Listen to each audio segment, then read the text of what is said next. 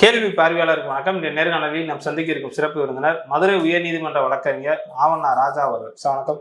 வணக்கம் சார், அந்த தொடர்ந்து தமிழ்நாடு அரசியலில் விசிக பேசுபொருளாக இருக்கிறது. குறிப்பாக பார்த்தோம்னா உச்சநீதிமன்றத்தினுடைய தலைமை நீதிபதிக்கு நடந்த அந்த அநீதிக்கு எதிராக போராட்டத்தில் பார்த்தோம்னா திருமாவளவனுடைய கார் ஒரு நபர் மீது இடிச்சிருச்சு. அதாவது வக்கீலுக்கு இங்கே பாதுகாப்பு இல்லைன்னு சொல்லிட்டு வழக்கறிஞர் சங்கம் கூட ஆர்ப்பாட்டமாக நடத்தியிருந்தாங்க. சம்பவத்தை நீங்கள் எப்படியா பார்க்குறீங்க? கடந்த 6/10/2025 அன்று உச்சநீதிமன்ற தலைமை நீதியரசர் B.Y. கவாய் அவர்களின் மீது செருப்பு எறியப்பட்டது தொடர்பாக இந்தியா முழுவதும் எந்த அமைப்புகளும் பெரிதாக எந்த எதிர்ப்பும் தெரிவிக்காத நிலையில் முதல் முறையாக அடுத்த நாளே விசிகாவின் சார்பாக சமத்துவ வழக்கறிஞர்கள் சங்கம் முன்னெடுக்கிற கண்டன ஆர்ப்பாட்டத்தில் எழுச்சி தமிழர் அவர்கள் பங்கேற்றுவிட்டு திரும்புகிற வழியில் அவருடைய வாகனத்தை மறித்து ஒரு ரவுடியைப் போல ஒரு வழக்கறிஞர் நடந்து கொண்டு செயல் குறித்து தான் இப்போ பேசுபொருளாக இருக்குது. இந்த விஷயத்தை மிக எளிதாக புரிந்து கொள்ள முடியும் யாரும். அதாவது இன்றைய தினம் எழுச்சி தமிழர்களும் விசிகா மட்டும்தான் ஒட்டுமொத்த இந்தியாவில் பாரதிய ஜனதா கட்சியின் சங்கி அரசியலுக்கு காவி அரசியலுக்கு முழுமையாக நேர் எதிர்முகமாக நிற்கிற கட்சியாக வளர்ந்து நிற்கிறது என்ற நிலையிலும் எழுச்சி தமிழர் அவர்கள் தமிழகத்தை தாண்டி இந்தியா முழுவதுக்குமான ஒரு தலைவராக மலர்ந்தும் வருகிறார் என்ற நிலையிலும் அவரை எதிர்கொள்ள வேண்டிய கட்டாய கடமை இந்த காவி சங்கி கும்பலுக்கு ஏற்பட்டுள்ளது. அந்த நிலையில் தான் திட்டமிட்டு எப்படியாவது திருமாவளவன் அவர்கள் மீது தாக்குதல் நடத்த வேண்டும் என்று எண்ணிக்கொண்டிருந்த அந்த தருணத்தை பயன்படுத்தி கொண்டிருந்த சங்கி கும்பல் கடந்த 7/10/2025 அன்று அவர்கள் திட்டமிட்டபடியே தாக்குதல் நடத்திவிட்டார்கள். ஏற்கனவே எழுச்சி தமிழர் அவர்கள் சரியாக குறிப்பிட்டதை போல அவருடைய வாகனம் வரும் வழியில் ஒரு 30 நிமிடங்கள் மட்டுக்குள்ளாக நடந்த சம்பவத்தை 35 நிமிடத்திற்குள்ளாக உடனடியாக ஒரு பெரிய தொலைக்காட்சி நிறுவனம் வெளியிடுகிறது. அதற்குள்ளாக அதை தொடர்ந்தே சங்கி கும்பல், அண்ணாமலை உள்ளிட்ட சங்கி கும்பல் தொடர்ச்சியாக வழக்கறிஞர் தாக்குதலை திட்டமிட்டு திருமா அவர்கள் நிகழ்த்தியதை போன்ற ஒரு புனைவை கட்டமைக்கிறார்கள் மீண்டும் மீண்டும். இந்த நிலையில் தான் இந்த விஷயத்தை எப்படி பார்க்கணுங்கிறது இருக்கு. அதில் நேற்றைய தினம் நடைபெற்ற கூட்டத்தில் எழுச்சி தமிழர் அவர்கள் மிகச்சரியாக ஒரு விஷயத்தை குறிப்பிட்டிருக்கிறார். தமிழகத்தின் அரசியல் என்பது டிஎம்கே வெர்சஸ் ஏடிஎம்கே என்று இருப்பதுதான் தமிழ் மண்ணிற்கும் இந்தியாவிற்குமே சரியானதாக இருக்க முடியும். அந்த விஷயத்தை, அந்த எதிர்மொழியை மாற்றி டிஎம்கே வெர்சஸ் பிஜேபி என்பதை கொண்டு வருவதற்காகத்தான் இந்த ஆர்எஸ்எஸ் பிஜேபி காவி கும்பல் செயல்படுகிறது என்பதை நாம் அனைவருக்கும் தெரிந்த விஷயமாக இருந்தாலும் கூட இதை முதலாக அவசியமாக உணர வேண்டிய கடமை அதிமுகவுக்கே உண்டு. இல்லை, இப்போ அதிமுக தரப்புல என்ன சொல்றாங்கன்னா, எங்கள் மீது திமுக உடனே பயம் வந்துருச்சு, அதனாலதான் அவங்க இப்படிலாம் பேசுறாங்க, திருமாவளவன் வச்சு பேச வைக்கிறாங்கன்னு ஒரு கருத்தை வைக்கிறாங்க. அதாவது இன்றைய தினம் திமுக மிகவும் வலுவாக இருக்கிற கட்சி. அதற்கு எதிர்முகம் கொடுப்பதற்கு அதிமுக உள்ளிட்ட எந்த கட்சிக்கும் திறனியோ தகுதியோ கிடையாது என்பதுதான்.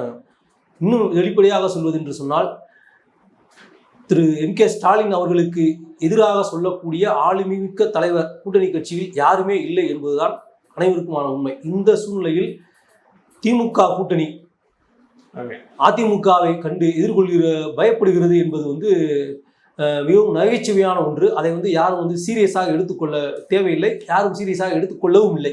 அதுதான் என்பது அரசியல் நிகழ்வு.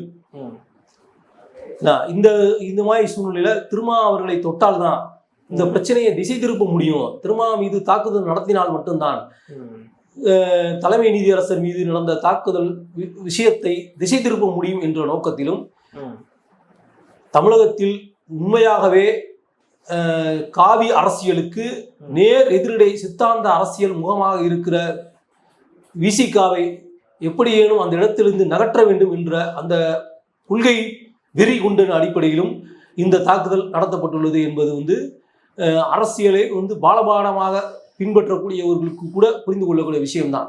இதை ஏற்றுக்கொள்ளாமல் தமிழக முழுவதும் இருக்கக்கூடிய அல்லது மதுரையிலும் செயல்படக்கூடிய முற்போக்கு முகாம்கள், குறிப்பாக சொல்வதென்றால் திமுக கூட்டணி கட்சியில் இருப்பவர்கள் கூட விடுதலை சிறுத்தைகளுக்கு ஆதரவாக அல்லது எழுச்சி தமிழருக்கு ஆதரவாக எந்த ஒரு பகிர்வு, நேர்காணல்கள், செயல் திட்டங்கள் எதுவும் செயல்படவில்லை என்பது உண்மையாகவே முற்போக்காக சிந்திக்கிற மனிதர்கள் அனைவருமே வருத்தப்படக்கூடிய நிகழ்வு. இன்றைய தினம் வந்து மதுரையிலையும் உயர்நீதிமன்றத்திலையும் மட்டும்தான் அதற்கு எதிராக திருமாவர்கள் மீது நடத்தப்பட்ட சங்கி கும்பலால் நடத்தப்பட்ட தாக்குதலை கண்டித்து ஒரு ஆர்ப்பாட்டம் நடந்திருக்குங்கிற விஷயத்தை இந்த இடத்துல பதிவு செய்து கொள்ள வேண்டியது ஒரு வழக்கறிஞராக என்னுடைய கடமை. இல்லப்பா, எதிர்த்தரப்புல இருந்து அவங்க சாதியா தரும் போது திமுக கட்சி என்ன பண்ண முடியும்? ஏன்னா அனைத்து மக்களுக்கான கட்சியா தான் அந்த கட்சி இருக்கிறது. அப்ப இருக்கும்போது வந்து விசிகா வந்து ஒரு குறிப்பா தலித் விசேஷ் முக்குலத்தோர்னு ஒரு கொண்டு போகும்போது முக்கிய கட்சியெல்லாம் குரல் கொடுக்காம தான் இருப்பாங்க. அதாவது இந்த விஷயத்துல வந்து சாதி சங்கமாக திரண்டார்கள் என்பதை வந்து நான் முழுமையாக மறுக்கிறேன்.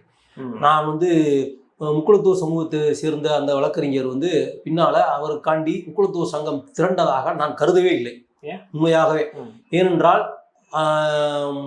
முக்குலத்தோரை சேர்ந்த சமூகத்தை சேர்ந்த பல வழக்கறிஞர்களை எனக்கு தெரியும். திருமா அவர்கள் வெறும் சாதி சங்க தலைவர் என்ற நிலையிலிருந்து பெரிதாக வளர்ந்து பொது தலைவராக மாறிவிட்டார் என்பதை பல சாதி மக்களும் ஏற்றுக்கொண்டிருக்கிறார்கள் என்ற நிலையில் கற்றறிந்த வழக்கறிஞர் பெருமக்கள் அனைவருமே அந்த உண்மையை ஏற்றுக்கொண்டுதான் இருக்கிறார்கள். நான் உறுதியாக சொல்ல விரும்புவது என்னவென்று சொன்னால், சாதி சங்கங்கள் இந்த விஷயத்தில் பின்புலமாக இருந்து செயல்படவில்லை. ஏதோ ஓரிரு வழக்கறிஞர்கள் சாதி உணர்வோடு வந்திருக்கலாம், ஆனால் உண்மையில் சாதி சங்கங்கள் இதன் பின்பாக செயல்படவில்லை. சங்கி கும்பல்கள் தான் சாதி சங்கங்களையும் சாதி மனோபாவத்தோடு இருக்கிற வழக்கறிஞர்களையும் அடையாளம் கண்டு அவர்களை தூண்டி இருக்கிறது. அந்த சங்கி கும்பலின் செயல் திட்டத்திற்கு ஒரு சில வழக்கறிஞர்கள் பலியாகி உள்ளார்கள் என்றுதான் சொல்ல முடியுமே ஒழிய, முக்குலத்தோர் சமூகத்தை சேர்ந்த வழக்கறிஞர்கள் சாதி சங்கங்கள் எதுவும் அதற்கு பலியானதாக நான் உணரவே இல்லை. சரிங்களா? அதனால அந்த விஷயத்தை நான் மறுதளிக்கிறேன். எழுச்சி தமிழர் அவர்கள் ஏற்கனவே குறிப்பிட்டிருப்பது போல இந்தியா தமிழ்நாட்டின் அரசியலுக்கு வந்து டிஎம்கே வெர்சஸ் ஏடிஎம்கே என்று இருப்பதுதான் வந்து மிகவும் சரியானது. அதை வந்து நான் திரும்பவும் சொல்வதற்கான காரணம் என்னன்னா, தமிழ் மண்ணினுடைய அரசியல் என்பது வந்து சமூக நீதி கோட்பாட்டை கொண்ட அரசியல். அப்ப டிஎம்கே ஏடிஎம்கே என்பது வந்து ஏடிஎம்கே மேல 1008 விமர்சனங்கள் இருந்தாலும் கூட அது மிகவும் நீர்த்து போன கொள்கை திடமில்லாத ஒரு திராவிட இயக்க கட்சி என்றுதான் கருது கொள்ள முடியுமே ஒழிய அது ஒரு வலதுசாரி கட்சியாக நாம் எந்த காலத்தையும் ஏற்றுக்கொள்ள முடியாது. ஆக தமிழ்நாட்டின் அரசியல் என்னவாக இதுவரை இருந்து வந்திருக்கு, கடந்த 50 ஆண்டு காலங்கள் இருந்து வந்திருக்கு என்று சொன்னால், திடமான திராவிட இயக்க பின்னணி கொண்ட திமுக வெர்சஸ் நீர்த்து போன திராவிட இயக்க சிந்தனை கொண்ட அதிமுக என்றுதான் இருந்திருக்கிறதே ஒழிய திராவிட இயக்கம் எதிரிடையான வலதுசாரி என்கிற முகம் தமிழ்நாட்டு அரசியலுக்கு வரவே இல்லை என்கிற நிலையில், அந்த திராவிட இயக்க அரசியல் தமிழ் மண்ணை ஆள வேண்டும் என்கிற கோட்பாட்டின் அடிப்படையில் தான் எழுச்சி தமிழர் அவர்கள் டிஎம்கே வெர்சஸ் ஏடிஎம்கே என்ற யதார்த்த உண்மையை, அனைவருக்கும் சென்று சேர்ந்திருக்கக்கூடிய உண்மையை, ஏற்றுக்கொள்கிற உண்மையை சொல்லியிருக்கிறார். அந்த அடிப்படையில் இந்த எதிர்மை, திமுக எதிரிடை அதிமுக என்கிற எதிர்மை தொடர்ந்து வலுப்பெற்று நிலைத்திருக்க வேண்டும் என்பது என்னுடைய அவா. இப்போ அங்கே முக்கியமாக பார்த்தோம்னா அது பார் கவுன்சில் எலெக்ஷன் வருது அண்மையில், அதற்காக தான் அந்த மாதிரியான எனக்கு எதிராக திட்டமிட்டு பிரச்சாரம் உண்மைதான் சொல்றாங்க. உண்மைதான். பார் கவுன்சில் எலெக்ஷன் வர்றதுனால பார் கவுன்சில் எலெக்ஷன்ல அனைத்து சமூகத்தை சேர்ந்த வழக்கறிஞர்களுமே பார் கவுன்சில் மெம்பர் ஆக வேண்டும் என்று திட்டமிட்டு செயல்படுகிறார்கள். இந்த விஷயத்துல திருமா அவர்களுக்கு எதிராக வழக்கறிஞர்கள் சங்கங்கள் எங்கெல்லாம் வந்து கூட்டம் நடத்தி ஆர்ப்பாட்டம் நடத்தியிருக்காங்களோ அதுல எல்லாமே நான் கேள்விப்பட்ட வரையில், நான் அறிந்த வரையில், இது போன்ற பார் கவுன்சில் மெம்பர்களும் சங்கிகளோடு சேர்ந்து பார் கவுன்சில் மெம்பராக விரும்புகிறவர்கள், பார் கவுன்சில் மெம்பர் அல்ல, பார் கவுன்சில் தேர்தலில் போட்டியிடக்கூடிய வேட்பாளர்கள் தங்கள் சாதி பலத்தை பெருக்கிக் கொள்ள வேண்டும், தேர்தலில் ஜெயிக்க வேண்டும் என்ற நோக்கத்தோடு அந்த உணர்வை தூண்டி இருக்கிறார்கள் என்ற அடிப்படையும் உண்மையானதுதான்.